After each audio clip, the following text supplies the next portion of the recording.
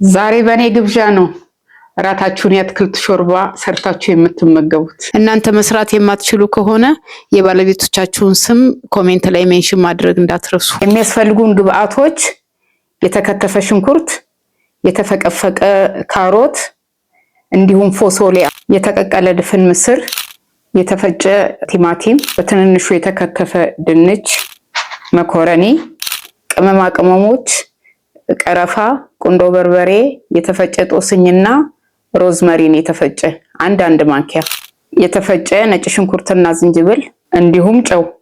የምናቁላላው በዘይት ስለሆነ ዘይት እንዳይረሳ። ድስታችንን ከጣድን በኋላ ዘይት ጨምረንበት ሽንኩርቱን ጨምረን እናቁላለዋለን። በመቀጠልም ካሮቱንና ፎሶሊያውን እንጨምርና ጥብስ እናደርገዋለን። ሽንኩርቱ፣ ካሮቱና ፎሶሊያው ተቁላልቶልናል። አሁን ደግሞ ድንቹን ጨምረን እናቁላለዋለን። በመቀጠል መኮረኒውንም እንጨምራለን። ቲማቲሙንም እንጨምራለን። አሁን በደንብ ተቁላልቶልናል። የተቀቀለውን ምስር እንጨምራለን። በመቀጠልም ነጭ ሽንኩርቷን እንጨምራለን።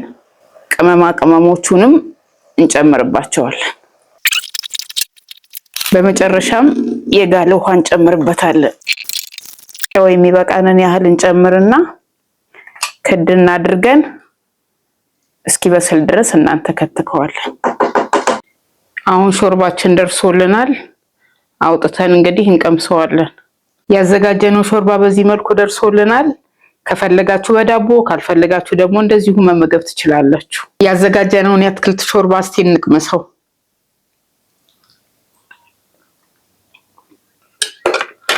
በጣም ቆንጆ ነው። ስሩና ሞክሩት። ከፈለጋችሁ ደግሞ የማትጾሙ ሰዎች ትንሽ ለጋ ቅቤ ጣል አድርጋችሁ መመገብ ትችላላችሁ።